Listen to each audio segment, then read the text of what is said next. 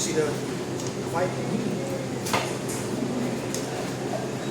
Every single fight last night. It was good. I mean, it was cool, but it was so fast. You look like you want to say it was mid. Well, I already expected Ronda Rousey was going to quit. Well, I knew Ronda Rousey because see, what people Because forget Gina about. didn't have fought in 17 years. Well, it's not even the fact that Gina hasn't fought. You know, even at the time when Gina was at her best. And don't get me wrong, she was dope. I'm not gonna say that Gina wasn't good. She was really good.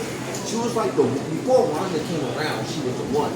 The only problem with Gina is the same problem that she had last night. She doesn't know how to deal with ground pressure. She never has.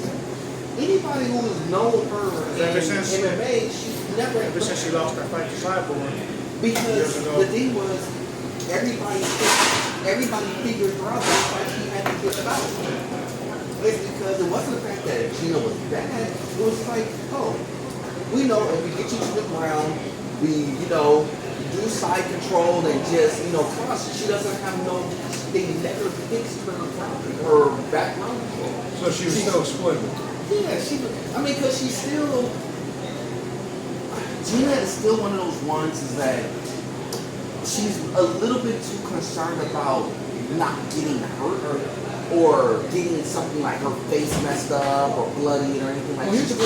She's still more about that. She made a lot of money. No, she made like $1 million. Well, whose fault do you think it is? Hers or the coach? No, it's her. This is a her thing because if she really wanted to be really like a true MMA type fighter. Basically being about that. Yeah, you're gonna be okay with taking hits and getting your eye cut. What fight was I was watching a prelim fight on it was a UFC. I was watching a UFC prelim fight and it was like a couple of girls going at it. Oh, I know what you're talking about. And she choked her out. Yeah, she choked her out, and it was a cool little choke out though, by the way. But the other girl got died, and the reason why she got caught was only because she got fingered in the eye. And the glove kind of caught her across the face, even though she didn't get hit though. Don't get it wrong. The first right did kind of catch her. It was just she grazed the left and the other right kind of caught her. Last week fight, the co-main event, the two. I didn't see that was good. I didn't get a chance to see it. They were mad. But see, that's more of what the ladies of MMA are now. They don't care about looking good. Ronda, what made Ronda separate from all the other girls in MMA in her generation is that she was one of those ones she didn't care about looking pretty. Yeah, she an ugly girl anyway. So she didn't care about getting hit. Well, her whole thing was just about putting belt to ass. Yeah, but Ronda, like, pound for pound, before they figured out Ronda, well, they didn't really figure her out. What happened was, back in the time when, Holly kind of caught her. Holly had a great. And don't get me wrong, Holly, and shout out to Holly Holmes. She's really good. Boxing. She's still fighting. She's kicking her ass in boxing. She's super disciplined. And she had the kickboxing. But what she figured out about Ronda was if you pressure her with strikes and you don't let her get close, then you could beat Ronda. It's literally like fights is always about matchups. And styles kind of make the fight. And in this instance, it didn't matter what Gina did. Her style doesn't match up with Ronda's style. Ronda is going to press, shoot, and she immediately, the first thing she did was shot. I was like, of course you're going to shoot. If you know about Gina, of course you shoot.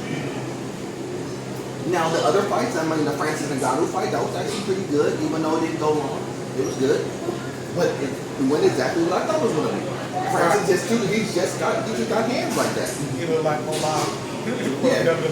Yeah, exactly. I cried about Junior the Santos he got dropped. Kevin right in the back of the light.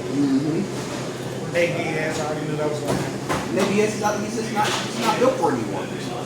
Smoking weed everybody got. They made a lot of money. They all made money. And that's why people were saying those kind of fraudulent. Ronda made what? Bro, I was 1.5 billion. Ronda took something. 2.2 plus whatever the purse was, so probably another million, probably like 3 overall. Making David White look bad. Because they built the card around her, so But you know, And for being Inglewood. mm-hmm. Now, should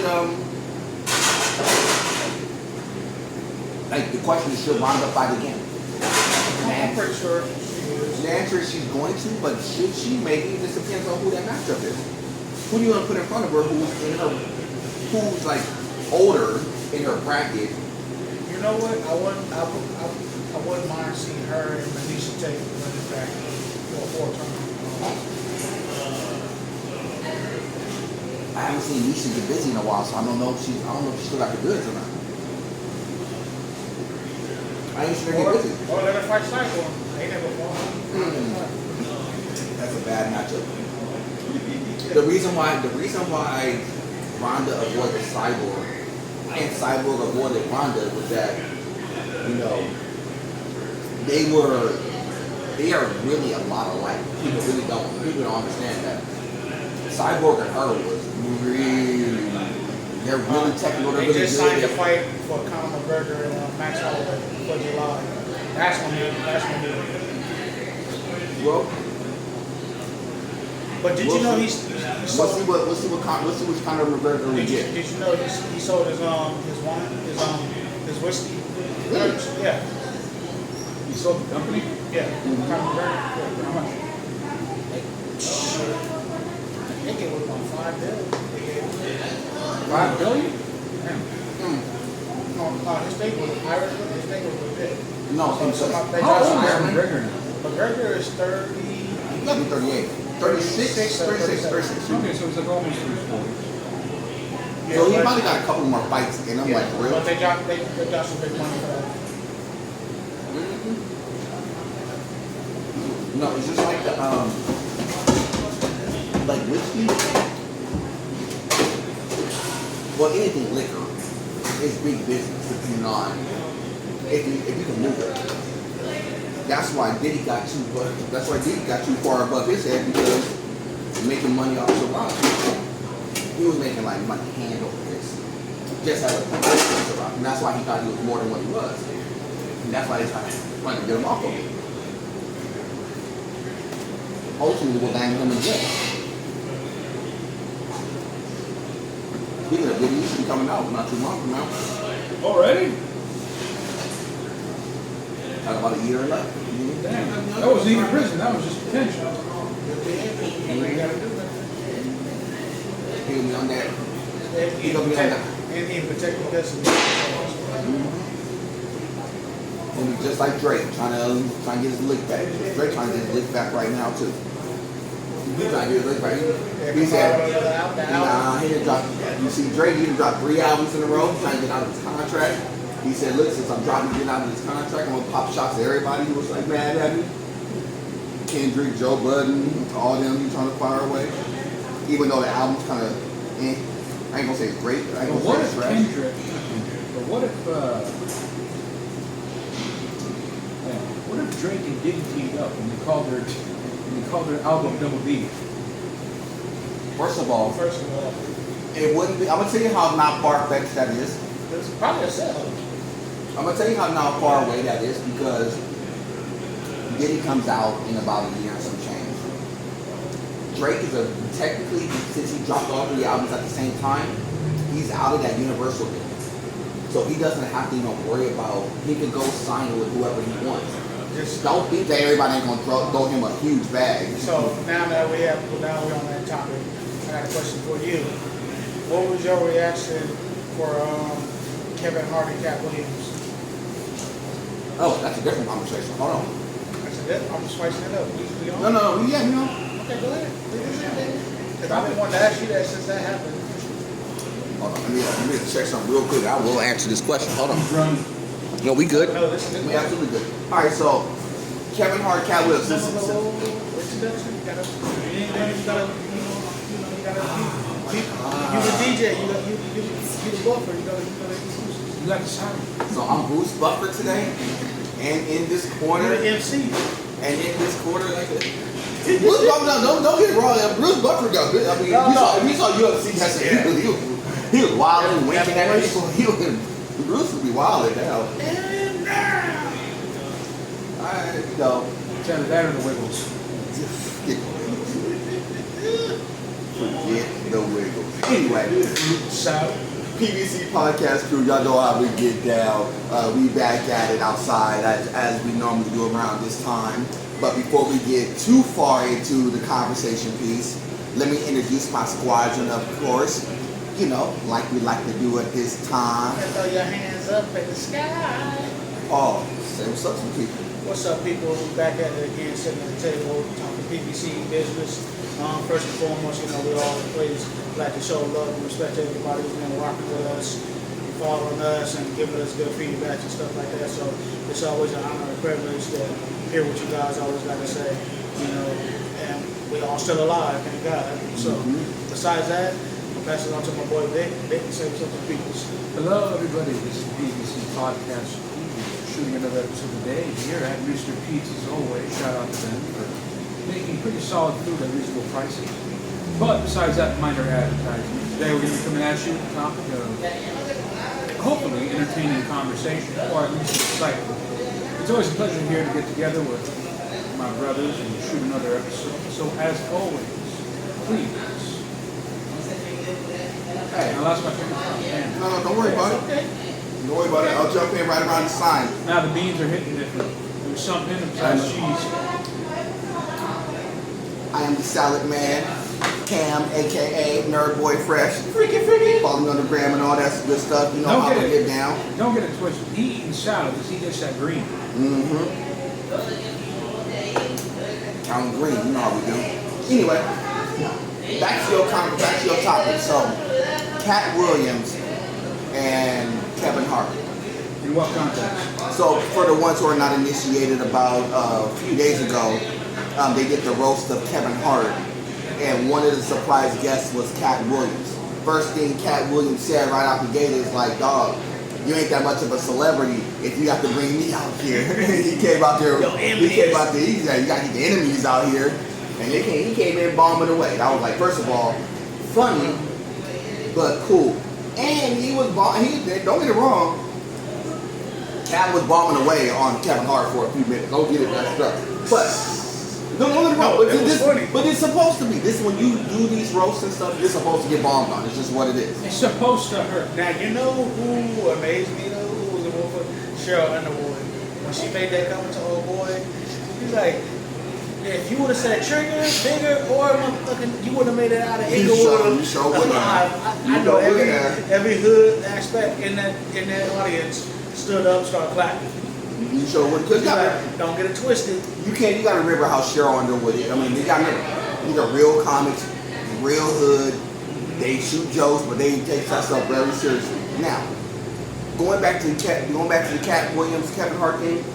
You know, the one thing I did like throughout all this stuff, at least Kevin Hart said, you know what? Scratch all the comments and all that stuff. Let's go ahead and piece it up.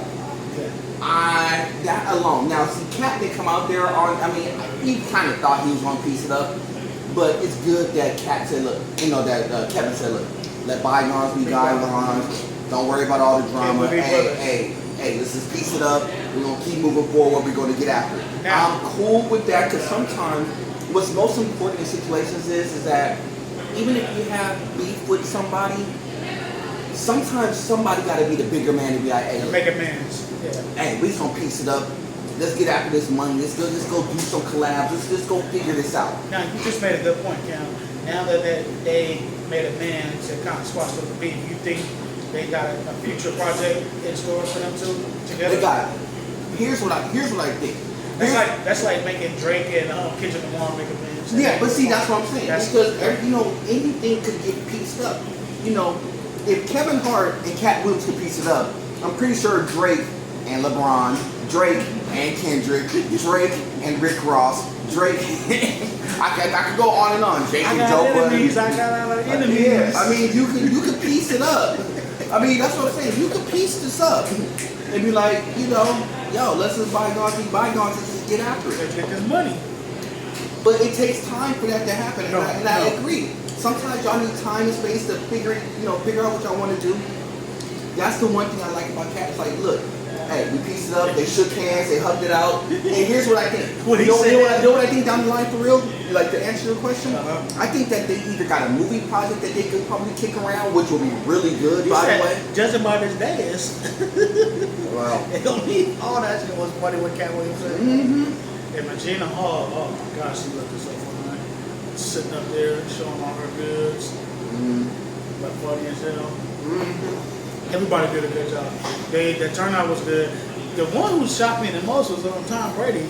He popped out of nowhere with his comments and everything. I was like, okay, Tom, hanging out with Cat Williams. But you got to remember, Tom Brady was the last one to get roasted. And Kevin Hart was like busting him up. But it was cool though. Tom took it like a G. And Dwayne Johnson, The Rock, he came out, made an entrance. Of course. That was kind of funny though. It was funny. But you know, what made the more entertainment for me is the way that they, you know, all jokes aside, we still are relevant, you know.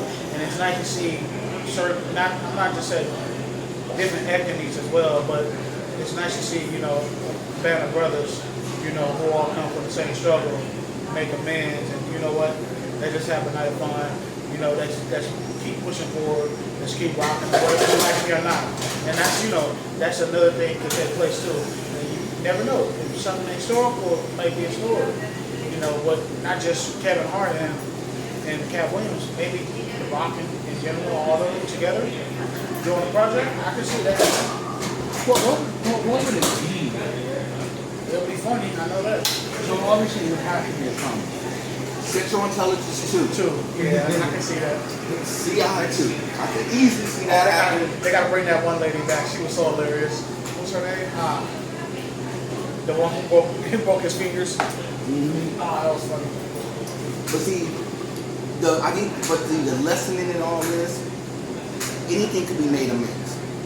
True. I think that's it. You don't take anything else away from it. You know, jokes aside, you can make amends with anybody, even if you hate them at the time. You can always just make amends for all of it. Y'all can always piece it up. Y'all can always. You know, Shannon Sharp wanted to get them both on the show. Oh no, I'm gonna tell you right now. You know what's gonna be good when they spin the block and do interviews now? That's the conversation. Yeah. How did y'all get back to getting to this spot? So who made, you know, I want to know who really made it happen, because you know, everybody said, you know, Gina Hall made it happen, or She probably did. Yeah. So one of them probably did in the background. It could have been her, it could have been The Rock, it could have been anyone. It could have been like one of the Could have been awesome. That's just It could have been somebody who's not even in the scene. That's what I'm saying. Hey, come through. We own 100. No, it's not even that. Just hey, look. Because you know how people in the background. Yo, I know you know Rock with the boys. Hey, but pull up. Let's see what happens. Let's see what's happening. Let's chop it up. Get some food, whatever. Let's chop it up and see what happens. That's what it is. And they got busy. It was cool. It was a good show. Man, it was a good tournament. Made a lot of money. I already know it. But you know, I thought what I thought was kind of cool though, how they had other celebrities sitting in the back there. Kevin Hart on the stage, who didn't see anything. Like they had Tiffany, they had this. They had my boy Ron Taylor. Shout out to Ron Taylor who won the Netflix for Kevin Hart. He did a good job. Shout out to him. And shout out to everybody who, you know, all the comedians who, you know, came out, did their thing, tried to make history and stuff like that. You know, I hope to keep seeing you guys doing good stuff down in their future, because, you know, like Kevin Hart said, you know, only won, but at the same time, other stars was made too. I thought everybody on that thing was funny. And that's the other thing that could happen. You could easily see Kevin Hart, you see Cat Williams helping Kevin Hart in that project, getting other comics off. You could easily see that happen. Yeah. And there's a lot of things that could come about from this, because you got to remember, whether you love each of them or if you hate them, but Kevin Hart and Cat Williams are still at the pinnacles of comedy right now. They're just on the opposite end of the spectrum. You putting them together, you know, the only third leg to the tripod is Dave Chappelle. Well, here's a question. These are pretty well-known names in the comedy realm. They've been pretty well established since, say, what, 2005? At least. So roughly... Probably longer than that. I'd say 2003. So 20, 30 years. At least 20 years. That's a fact. Okay, so 20 years, these guys have been pretty much the most popular popular names in the realm of comedy. Oh yeah, absolutely. I mean, you know, But my question is this: is that it seems, or it almost feels like nowadays all we have is classics. We don't really have modern competition. Like there's not a lot of newer names people are talking about. They're always talking about the olden days. They're always talking about, well, like we're just talking about Cat Williams, Kevin Hart, Dave Chappelle, things like that. I'm not saying they don't exist. They do exist. there is a new crop, and good question, but there's a new crop, and I will name those in a second. It feels like almost that their growth is stifled a little bit because everybody's still fixated on the older generations of comedy. And it seems strange because it didn't seem that way before. Because when those Dave Chappelle, Cat Williams, Kevin Hart, those types, when they were coming up, becoming bigger, the generation of comedy that was popular at that time didn't seem to stick around nearly as much as they're sticking around. And I think it's obviously because the advent of the internet and whatnot allowing people to stick around much longer because they're not relying on VHS to stay relevant. But I don't know, it feels strange because by now you think we'd already have replacements for them. Now I'm saying that they should be replaced, they are people, but it doesn't feel like this generation has its own. I got it. Let me touch a little bit on I got it. Like, that's a good point. But it's a very good point. But I think like right now, like, because now if you take Kevin Hart and Cat Williams out of the equation, like who's been doing a good job, this generation now, I would say Mojo's been doing a good job. He's been selling out everywhere. Shout out to Mojo. Who else? Big Nate Jackson. He's been doing good. He's been doing. I put him in the top 10 for me, just because when you got somebody who can shoot jokes at an audience and make it irrelevant, and probably find somebody who not a non-couple, make it into a couple. That's genius. And I see him do that at his conference. What's the one? Tiffany Haddish. She's still, doing her thing. She's been quiet, but at the same time, she's still, you got Mike Epps. He's doing tours with Wall and Out Crew. So let me jump in. So there's always hand of baton moments. So it goes back to what you just said. So during the early parts of the Chappelle and all them, when they were on the rise, when they were just doing the comedy circuit. So like early mid-2000s? A little bit like late 90s, early 2000s. Because you gotta remember, it was a handoff. It was Red Fox and the boys who handed the reins to Eddie. Eddie was the pinnacle superstar. Yeah, because he got it from Richard. Richard was from Red Fox to Richard to Eddie. George Carlin. Eddie, and that's what I'm saying, George Carlin on it. So I'd say that. But you handed it off to, basically it was handed off to a group of people. It wasn't just that. It was a lot of names. Steve Harvey, D.L. Hughley, all these people were all in it. They didn't have the Kings of Comedy on accident, by the way. The Kings of Comedy was there. The Kings of Comedy was there before Cat Williams and them started to emerge. Don't get it wrong, the Kings of Comedy, at the time, they were the top of the food chain. Before, and this was in the midst of, they basically leapfrogged Chappelle for a little bit, and then Chappelle got back into the mix and said he got the spot back, and Kevin Hart said, look, we're gonna take the reins from y'all. Well, was this kind of like the Def Jam era? So the Def Jam. So excuse me, I apologize. That's a super important era when it comes to comedy because that one was ran by a couple of people, most notably Martin Lawrence. That was Martin Lawrence, Eddie Griffin, and them. Don't get it wrong. Real quick, for our younger audience, tell them what Def Jam is. So, Def Jam. Russell Simmons, he was a record label exec. He ran Def Jam, which is a music company. So he decided that he wanted to branch out and do more because everybody kept asking him, you need to get involved in other projects. One of the projects that he wanted to get into was comedy. He did two things. He did Def Jam, Def Comedy, and he did Def Poetry. He did two things at once. Def Comedy Jam was the first part of it where he had a lot of up-and-coming comics coming. He wanted all the up-and-coming hood comics to have a platform where they could kind of just do their thing, come to New York, They had Kid Capri as the DJ. You know, they had him. These are all the things that happen, and they used to get busy. And in turn, they had the comedy show. They had people who would dance at the end, all that stuff. Then they transitioned that into the poetry, which they had. It was the same thing. It was just poets who got their stuff off. It was, and both conversations was really good. Now, that's why I said when you're starting to hand the baton off, the baton is always handed off one to another. People are still on Kevin Hart and Cat Williams and stuff and Dave Chappelle. True.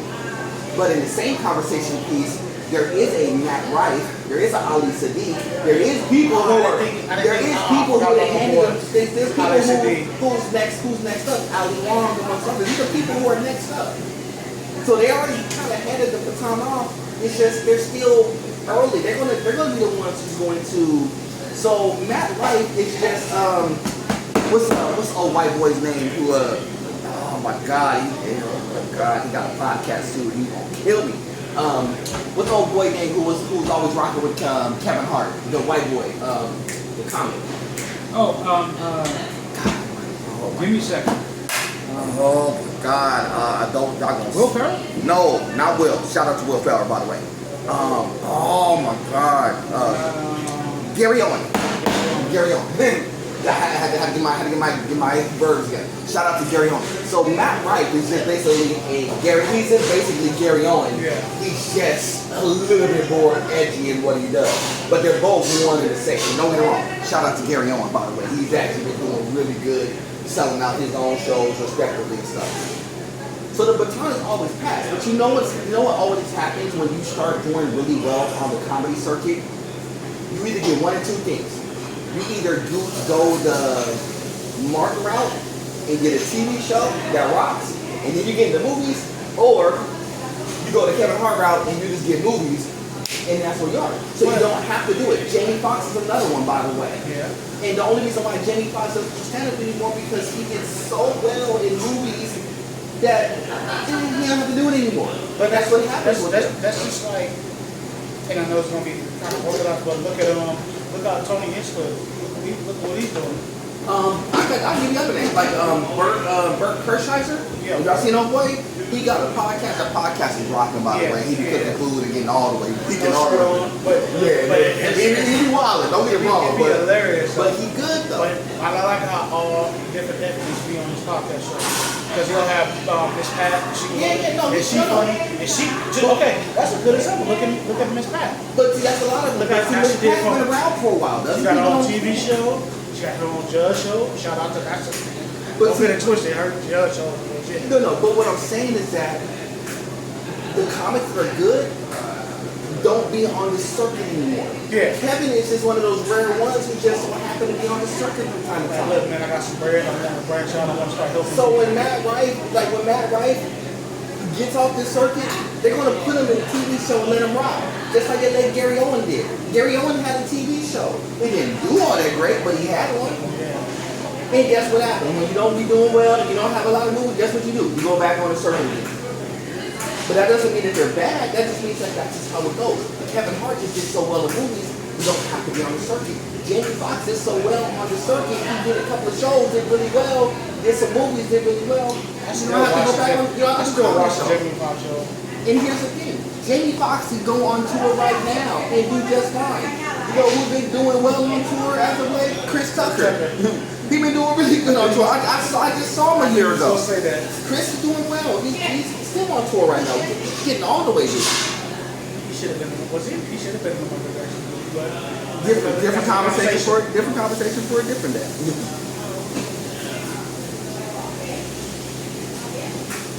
So back to the early conversation. Referring to, well, this all started with Cat Williams and Kevin Hart. You were asking either or? no, I was just asking, what was your take about them making amends, squashing a little, they misunderstanding. Well, I would say this. It's always a good thing to see forgiveness take place. It's a very important aspect of life, and it's something we all have to practice.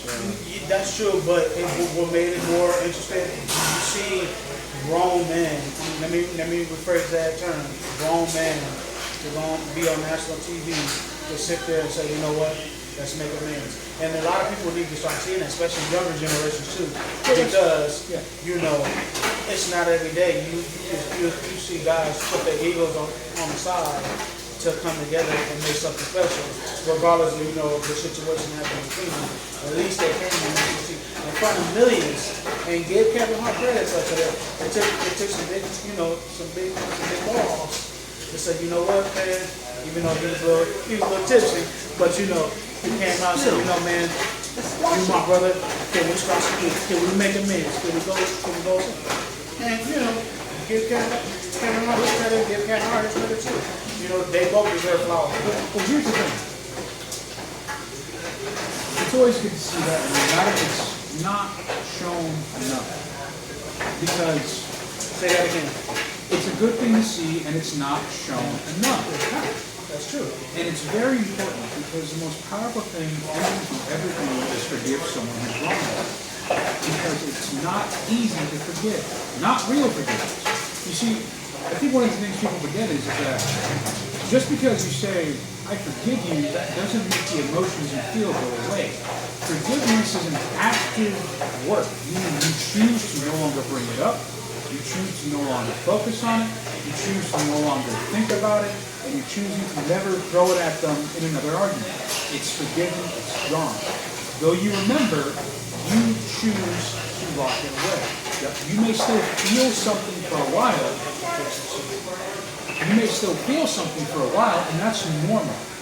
Right? Forgiveness is not easy. It's hard because you have to do it every single time you're around that person. You have to choose to not bring it up, whatever it may be. And that's not easy. That's very hard because emotions are a pain. They're very noisy and they're very prevalent. It's all about choice when it comes to forgiveness. That's a fact. You can never just say, I'm sorry, but then a few days later, you throw it in their face again. That's not forgiveness. That's nothing. That's just a moment of clarity. And also, this word has a lot of that's not clarity, it's negative. There's a lot of negative connections to this one word I'm about to say, and that's humiliation. Humiliation isn't necessarily a bad word. It's just you hear it, you perceive it as a bad word because you hear something happen and say so-and-so was humiliated. But humiliation is tied to the word humble, right? It's to humble oneself, humble. As in, to put it this way, Christ was humiliated on the cross for the sake of those who believe. Right? A very noble thing he chose to do.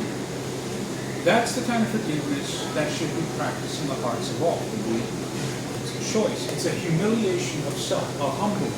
You are setting aside your pride, you're setting aside your feelings, you are setting aside everything. Above all, you're setting aside the sin, and you are focusing to forgive and reconnect with the person. It is never easy, and if it's easy, it's because it's not real. Well, to put it in that term, you said it so beautiful way. I think what it is, it's a vessel need that people cannot participate in because it's something that they still hunts into the state because they're just the thought of it just pops in. Like they can be so confident on what that goes on today, then when they see something from the past or even with the future, they just kill switch and switch off. And I tell people, even with those grudges, even with it, you should not be looking for validations. Just stand on business. And like you said, people don't hear that enough. And people don't know how to deal with humiliation. And that's something I had to come to terms with a lot too. Because people might say a lot, I don't really necessarily care about what people say about me, You're gonna hear it, yeah. It's how you portray it, it's how you deal with it. And I think something that, Cam said a while back, can you deal with adversity knowing that a lot of people won't throw some bad shades at you? And the answer, a lot of people still to the day don't know how to deal with that. Well, the thing about that is, it's just, here's the thing, anyone who says, I don't care what other people think, they actually care a lot. Because if you have to say it, it kind of shows you're already thinking about it. And that's understandable, it's understandable to care to some degree how people perceive you. After all, other people are people, and you're going to be involved in some way, whether it be school, work, home, whatever it may be. Although you said something important, you said that you shouldn't seek validation from others, and you really shouldn't. Don't ever seek validation, but there is nothing wrong with receiving appreciation.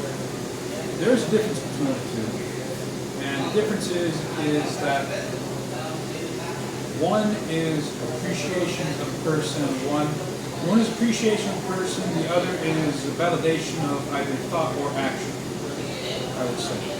So, another word is if you're looking to be validated because you're always letting other people walk over you at work because you're making up hours and whatnot that you really shouldn't be working, but because you got jackasses for employees, you kind of have to. I'm not talking the same person. No, shoot your shot, man. Get it off. Get it off. But when People have to hear that. Well, yeah, because when you seek validation in that term, you're looking for that gold star from your boss. You're just going to get taken advantage of. Instead, just take appreciation. How do you get appreciation? You just be true. What I do? You just be true. True. I am what I am. I do what I do. I clock in. I clock out. Amen. You don't know that reference. True indeed. I am whatever what you said I am. If I wasn't, then why would I say that I am? Go ahead, man. True. True. I think what y'all both said is exactly right. You don't have to like chase after others' validation to feel like you're valued. For me personally, I just go through like, hey, I appreciate the ones who are around me, who help me become better and good. Well, real quick, we talked about this a long time ago. Of course we did. I'm talking probably over 100 episodes ago. What we talked about it was, percentage-wise, it's like no matter what, if we take the entirety of the population of everyone on Earth, no matter what, half is going to hate you. Nope, not at all. You know what I'm talking about. Let me get this. He got it. Just comprehended No, what I you got said. it. I got it. Here, let Mayor Boy Fresh get in here now. 10% of the people is going to love you. 10% of the people is going to hate you. 80% of the people you'll be able to, that's going to sway in between that motion. So let me break this down because we haven't had this conversation in a while for the kids in the back. No matter what you do, you're going to have 10% of the people, family, friends, whatnot, they're going to love you no matter what you do. You could be a knucklehead, you could be great at what you do, you could be whatever you are, they're going to love you no matter what. There's going to be 10% of the people, no matter what you do, no matter how good or bad you are, they're going to hate you no matter what. It just comes with the territory. That 80% of the people, that's where it's going to kind of sway one way or another. And those are the ones, I don't really be concerned about that either because you know what that means? Is that their mind's going to change constantly. Sometimes they're going to love you. Sometimes they're going to hate you. Then they're going to love you. Then they're going to hate to love you. You're doing something right. No, then they're going to hate to love you. Then right. Some people who like, I hate you, but I got to respect what you do. So. Prime example, Kevin Hart. Yep. Prime example. But that's in everybody's life. Oh, of course. Everybody's It's not unique to him. I'm just saying an example. Yeah, that just goes back to the original example. Because, like you said, Cam, people going to love you or hate you. It's how you persuade yourself and how you predict yourself. Like, for me, as you just saw, and I haven't shared this with everybody, back in February, I took my photos, I did a photo shoot, and I made a video out of it, and thank you. Don't be gassing him up. I'm the other 10% today. I wasn't expecting, he said, but I wasn't. A lot of eyes on me. A lot of eyes on us. But like Cam said, now he told me, are you prepared to deal with that humiliation because people are going to say some stuff about you? So at the time, I'm like, you know what? Let me listen, let me watch. And I learned a valuable lesson. People can say, I've been called a lot worse by a lot of tough people. It's how I still portray it and how I still push forward. Did it bother me sometimes? Yeah, sure. Like you said, you're going to hear stuff, things you're going to take into perspective. We all was taught, keep our feelings in, don't worry about, what the world thinks about you. Sometimes you might have to think about it because what am I doing if I'm doing something right or if I'm doing something wrong? And the answer is, it's both in the middle. Now, we'll take it back. That's how a lot of people don't portray themselves, and that's how a lot of people still stay to the bottom of the bottom because they only thinking about the perception of them. They're not thinking about the perception of what comes out of them down the road. And as long as you keep pushing forward, and you keep thanking the Lord every next day, chances are you'll lead to success. Yeah, so agreed. So when I was explaining that to you, it was one of those things where I was trying to get you to understand. It's like as we grow as an individual, as Vic grows as an individual, as I grow as an individual, as we grow collectively as a podcast crew, there's going to be more eyes on what you do. With more eyes comes more good and bad. No, it's just going to be good and bad. It's going to be that. Remember I told you about that 80%? Yeah. That 80% just becomes bigger. That 10% is going to be 10%. Both sides. Some people will love you, some people will hate you. You're just going to see it more because when you're dealing with it with just like, well, if there's 100 people and I have 10% of the 10 people who hate me, 10 people who love me, some people can deal with that because it's like 80% and like 80 of them, yeah, I can kind of figure that out. Now, if you quadruple that number, you said it's 1,000 and 100 people hate you and 100 people love you. This is why I said you don't get so caught up in the social media thing. If you want that to be your validation point, which is a different conversation altogether, because what happens is that people get caught up in how many hearts and likes they get on a certain thing. Because what they don't understand, it's to the point where people get mad because YouTube before used to have upvotes and downvotes. And the problem is that when you really see the upvotes and downvotes, you know what you will see? The truth. You see exactly what I'm telling you. 10%, you're going to see the 10%. Everything that plays out was playing out in real time. You know what people got mad about? People was mad that 10% was hitting them in the face. It was like, well, I got 1,000 people who like me. I got 100 people who's hitting negative. Dang, get over yourself. You got people rocking with you. What? But the problem is that y'all get too caught up in people liking you. You gotta remember, y'all not perfect. And no matter, even if you feel that you're doing great, there's certain people that just ain't gonna rock with you no matter what. It comes with it. You, all of us, Kevin, Paul, and I, individually or together, we will have haters some way we go. Now, the level of hatred may vary, but there's always going to be someone out there who hates us. For any reason. It doesn't matter, it's hatred. You can hate anything nowadays. My point being simply is we're not really concerned about winning over haters. We're concerned about appreciating those who care, those who watch, those who stick around, those who pay attention. We care about growing flowers, not weeds. Agreed. And that's the one thing, I don't get it wrong. I take what people say as negative into account for this reason. Because it gives me, sometimes it is fun. Because sometimes sometimes it's not valid. But certain things may be. What do I mean by that? You can't think that you're running through life and every single decision that you make is going to be a perfect decision. No, that's delusion. Yes. So sometimes somebody from the outside in needs to tell you, oh, maybe y'all need to work on this. Maybe y'all need to promote this a little bit better. Maybe you need to get your hair cut some more. Whatever that may look like. Whatever that may be. I'm just being honest. But sometimes you just gotta. So it just gives you like, okay, well, let me see if what they're saying is at least valid or not. But there's certain people who's like, I don't like y'all brothers because y'all black and Mexican. I can't control that. Sorry. This is what it is. We'll talk to management about it. No, I'm just saying that. It's like this is what it is. It's like certain things. No, but I use that as an example because those are things that people will get mad about. It's like, oh, they hate me because of it. You can't control that. Why you ain't got where all the brothers at? What's up with that? Yeah. Exactly. You can't control that aspect. Why don't you have a white person? Exactly. And I know people. We do.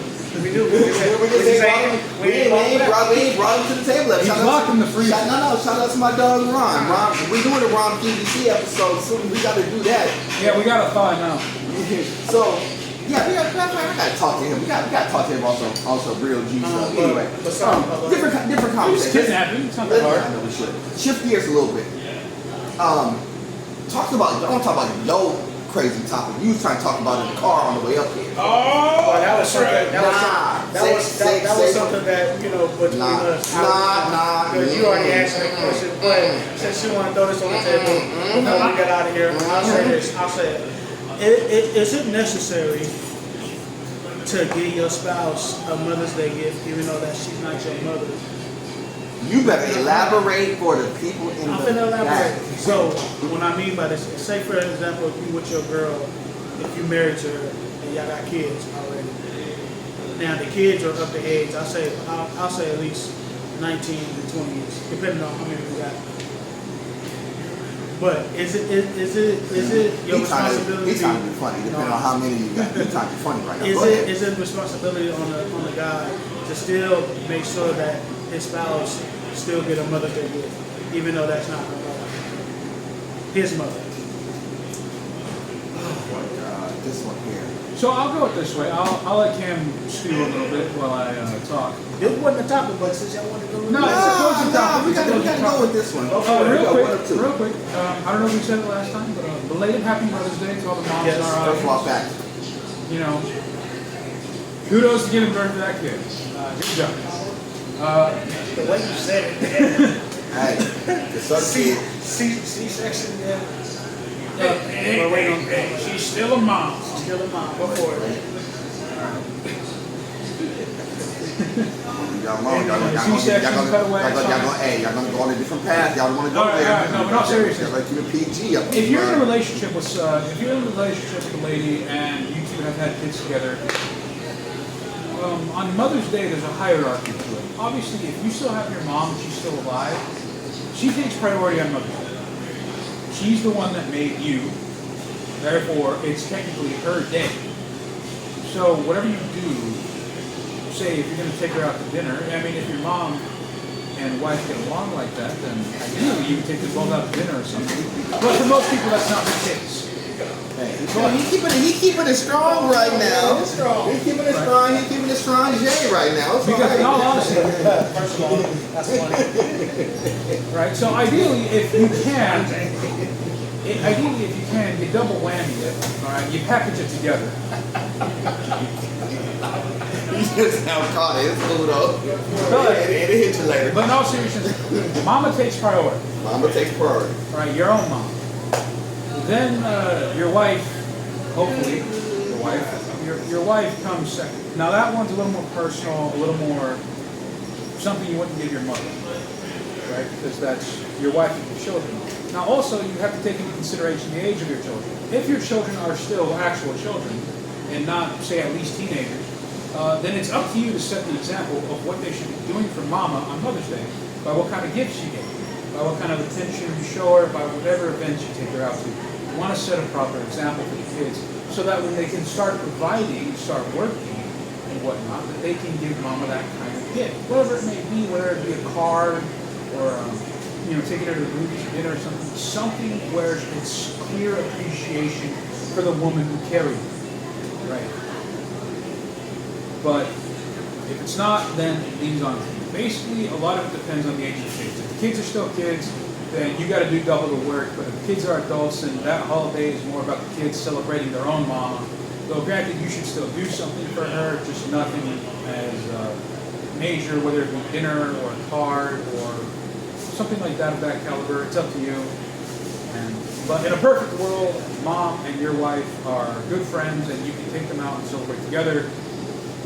I know that I am describing basically fantasy, but still, hey, maybe some of you out there have such harmony in your lives. I hope you do. But that's all I got to say on that matter. Cameron, take over. All right, I'm gonna give y'all a slightly different take. Like on here's the real answer, and it's always like this. Run away. Because when you are married, I ain't running away. When you are married, it's different. Now, this is where I said you got to put a little bit of context. Because when you're married, the hierarchy automatically becomes different. The hierarchy has to be your wife, God above everything. Your wife is right. Your wife is the next one up. Then it's your mom and everybody else below that. When you're married. Now, if you're not married, then your mom. And what are you doing? Yeah, if you're not married, then that's a different conversation, a different day. But if you're not married, then yes, your mom will take priority. So ideally, because in the question that you asked it, I'm married, quote unquote. Yes, I'm married, and I have kids, and it's Mother's Day. So who shall I do something for? The answer to the question is both. Yes, obviously you need to do something for your mama because that's your mama. You don't want to go through Mother's Day empty-handed and get gloved across your face. Because that's exactly how it would happen with my mama if I didn't see my mama and come up there empty-handed with something two to the noggin. This is what it is. Now, in the same conversation piece, being married is the same conversation. Especially if I had kids with the one who I am married, it's the same conversation. I have to do something for her because A, she is my wife first and foremost and the mother of my kids. So Mother's Day, I would have to do something for her too. Now, if we didn't have kids, then that's off the table. But because we did, I obviously have to do something for my wife as well. And almost I would have to do something equal of nature in regards to, meaning that I can't prioritize my mom and not my wife if my wife is the one who bears my kids. Now, for y'all the ones who got baby mamas, different conversation. Y'all gonna have to figure that part out. But if y'all married, the conversation completely changes because, like I said, in marriage and the hierarchy of marriage, you have to prioritize your wife first, even above your mom, and that's where a lot of people get their relationships wrong. Some people in a relationship prioritize their parents first before their relationship, and that ultimately becomes a detriment to a lot of marriages, believe it or not. That's really the answer to the question. Like, all jokes aside, that's the answer to the question. Good. For all y'all baby mamas, mamas.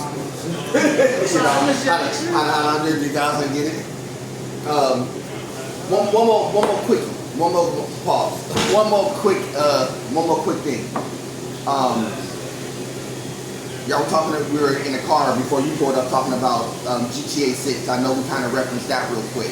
I guess Best Buy messed up, leaked some of the trailer. So I guess they got to move up the trailer a little bit earlier. I got a question for y'all, fellas. What do y'all think? What do y'all expect from this trailer coming up? I think it's going to be really talking about the nonsense. I think it's really going to revolve around the two characters that you're supposed to be playing as. You can't name. Mm-hmm. It's probably going to be story heavy. I'd be surprised if there was anything else, because if it's just a trailer where it's just showing off the city and graphics, that'd be kind of disappointing. I think at this point, at this late in the game, people want to know more about who they're going to be playing as, what characters are going to be attaching themselves to. You know, because again, when it comes to the GTA 5 campaign, the most memorable thing about it was the characters, Michael, Trevor, and Franklin. Yep. And I'm sure people want to know what they expect of these two new characters. And I think this is the first time ever in the GTA game where we have a female protagonist as well. Mm-hmm. Which, again, I hope she's well written. People just want to know what they're going to be opening up on game day. So hopefully it's story focused, you know, and it's not just, hey, look at how pretty these graphics are. Subsequent question. What? Do y'all really play GTA for a story? Well, see, growing up, I did, because I didn't have internet. Mm-hmm. I'm just saying. So that's all I had. Yeah. And I mean, a long time ago, I tried doing the multiplayer run. I wasn't crazy about it. Didn't really care for it. I'm very story-oriented when it comes to Grand Theft Auto games. I was talking about this a little bit, but the favorite story for me is Grand Theft Auto 4. It's my favorite story for a myriad of reasons, but the reason I like it so much is because of how kind of bleak it is. It's not totally hopeless, but it's a bleak story following the hard life of Nico Bellic, one of my favorite protagonists of all time. But, you know, I hope the campaign and the story isn't cracking. Because I mean, let's face it, GTA 5 just became a multiplayer game only. More or less. So hopefully that's not what they're too focused on only. But we'll have to wait and see. Yeah, and that's my thing. I know that a lot of people's gotten away from, from playing it as a single player campaign. But two things. One, their single player campaign in all of them, really since, well, from 4, actually going back from 2, from Vice City. Vice City working its way up has always had very good single player campaign mode. Very good and very well thought out, especially from a story point of view. See, for me, as the way that I play games now, I don't play a lot of multiplayer games as of such. I'll play a lot more single player games at this juncture. So I know for me, I would love to see in a trailer more story, because that's basically what I'm playing for. I'm not gonna play a lot of multiplayer on Grand Theft Auto. I don't really mess around with these kids anymore. I'm too old. That's why the reason why I don't play Call of Duty. Too many loudmouth kids these days. So I want the story to be good. I just don't want them to kind of overemphasize the girl, trying to make her more than what she, merit than what she is. But I do want her to be like the female protagonist. I want her to be a female protagonist. Don't make her like a female who kind of functions like a dude. You gotta give her a female story, female content, look like a female. Don't be trying to do it like they've been doing games as of late, where they've been like trying to make the female just kind of like bland, plain Jane, don't have nothing to her. No. You gotta put some definition to her, like for real. Because that's the one thing that gaming as of late has gotten away from, is like really doing the female protagonist justice as far as like how they're portrayed, how they look. Stop trying to make them all lesbians. They gotta stop doing that. I'm not trying to be funny. I'm being like very for real, because we have too many other games that have done that. Well, no, let's talk about that real quick. I wasn't trying to get there, but I just want to. No, we got time to talk about that real quick. Like, for example, did you guys hear the game Sorrows? No, not yet. I've been playing Subnautica too. Oh, well, you don't gotta play it. Got it. The story is pretty bland, but what a lot of people don't care about is spoilers, I guess, or whatever. But There ain't nobody playing it. the story is about a guy who was a pretty bad husband, cheated on his wife, friend found out, killed his friend, and his wife left him, and she goes to an alien planet that causes madness. He doesn't know that, and he's really sad, and he went to go after her to find her. So already the guy you're playing at is not a good dude, because why would you want to play as a good dude? Right. Alright. But anyway, he gets to the planet, there's a lot of fighting and whatnot, and he finds his wife, right, and his wife is now a lesbian. That's stupid. And his wife leaves him for another woman, because why not? Because that's how. It's a video game? Yes. No, it isn't. No, it's a video Lifetime. game, but they see that Lifetime drama. This is my problem with video games as of late, because a lot of I also have to say this, game directors and stuff, that's their life in a nutshell. with the amount of, But we've seen that. well, the thing about it is the amount of representation, there's not that many of them. It's not that many of them, but it's enough of them in high enough positions to make decisions like this. This is why a lot of the games fell apart. This is why the last Dragon Age fell apart. Literally because of this. Yeah, because I think so many people, they're very loud on social media. They're very loud on social media. But in reality, in this room alone, I'm pretty sure everyone here is heterosexual. Facts. Facts. There may be one, two. No, I don't even say that. Facts. I just saw everybody pulled up in here. Facts. If you don't keep it exactly like that, such facts. Even the wildebeest. Facts. It's like the wildebeest don't want a wildebeest. Hey, still facts. My point being is simply this: is that look, if you want representation, you got to be real about it. There's not that many of you, and people just don't care anymore. And worse than caring, it's not that they don't care. There's animosity because there's so much of it. shouting is not going to convince people. It's just going to irritate people, and people are now irritated.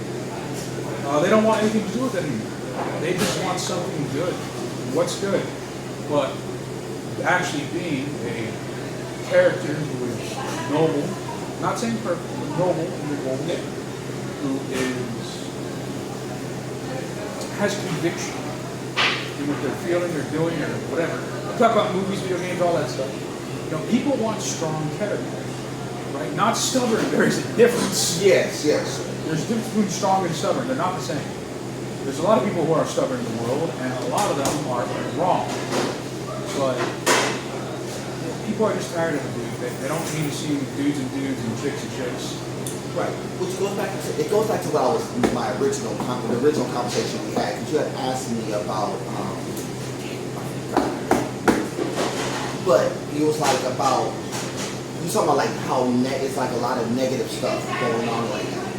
Yeah. But the reason why that is because what's the two things that sell the most in this era? No, it's important. No, this one's important. The two things that sell the most in this era, Sex and Drugs. no, Violence. partially, but not necessarily in that regard. Sex and negativity. Think about that. Oh, that explains the dating market. No. I want you to understand that. No. Perfect. We're gonna end with this. The reason why negativity sells is because if you do something, I want you to understand something.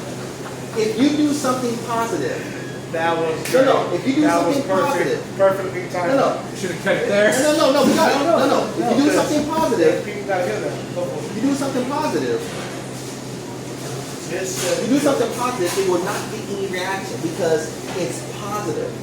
You do something negative, you do something that's controversial, guess what?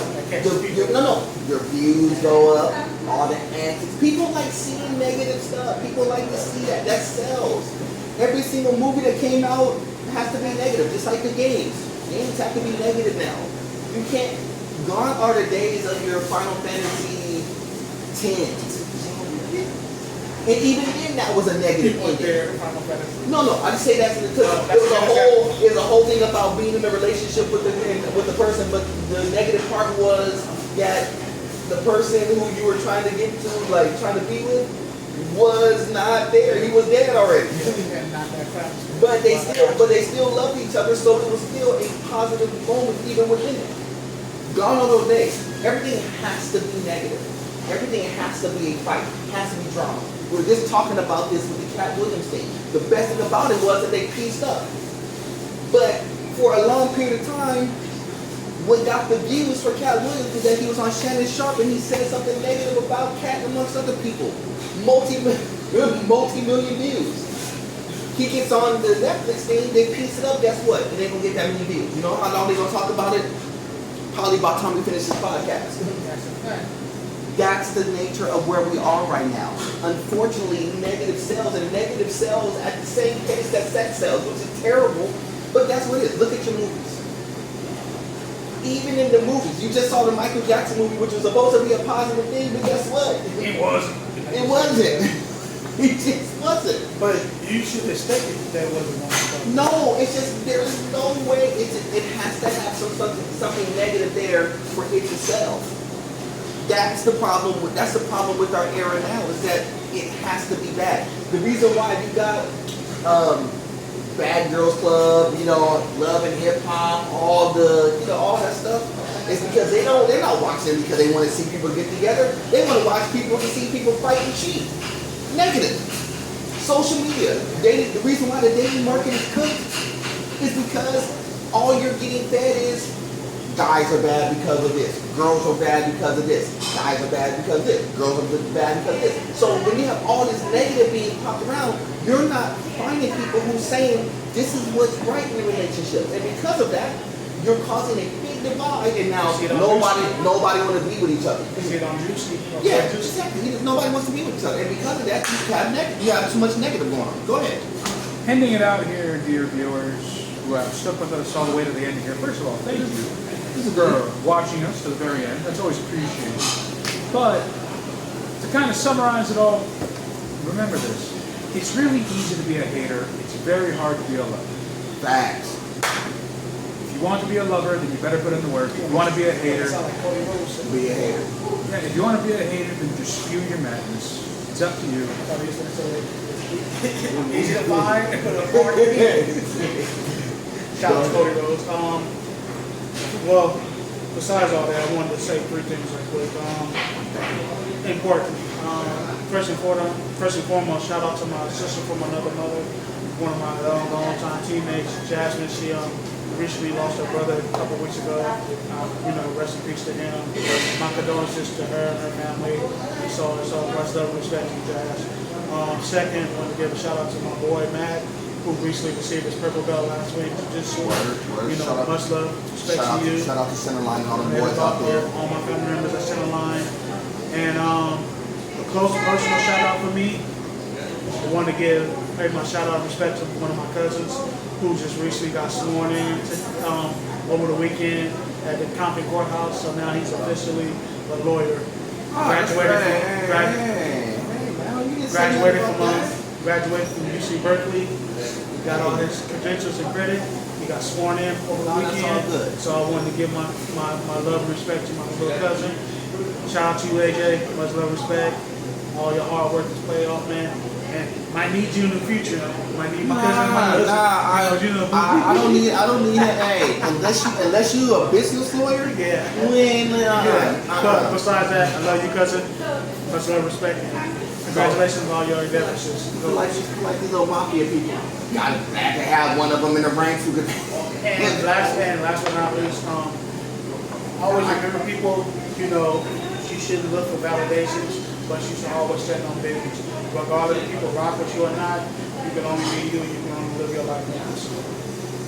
Alright, first and foremost, before we get up out of here, shout out to all of our subscribers. Appreciate each and every one of y'all rocking with us first and foremost. Secondly, like always, shout out to all of our affiliates, World Heat Entertainment, of course, Dirty Joe, the rest of the squad. My boy Zay gonna be back on the tape like he talked to him last week. Yeah, we're gonna get him too, of course. Shout out to all of our affiliates, of course. We appreciate each of our affiliates, of course. We got a lot of things working, a lot of things cooking. We're still trying to finalize things for Hilltop Raw. We're gonna get that podcast and amongst other things popping off in regards to that. So be on the lookout for that, of course. Outside of that, we'll be outside this time next week. We're going to be doing some other content popping off for the PVC Podcast Crew. We may have to take a road trip pretty shortly here, so we got something working in regards to a road trip. So we're going to have to we have to go roll out to San Diego. We're going to have to go out to San Diego. White Castle? Nah. Expect our next episode to be at a White Castle. First of all, no, we ain't going to White Castle. First of all, White Castle, nah. I know the people on the East Coast love White Castle. We don't like them. We in and out kids over there. We can't rock White Castle. We on the West. Anyway, but besides that, y'all, y'all ready to get it together. See, in and out, West Coast, Sonics, Midwest, White Castle for the East. That'd be another topic we got to talk about. Later on for a later podcast. That's a good podcast. But besides that, y'all, it's always a privilege and honor to do this like we always do. For my man Paul, for my man Vic, my name is Cam, aka Nerd Boy Fresh. Freaky. Like always, it is God above everything. Till the next time, family, we will do this again. So, salute. Damn. Salute again.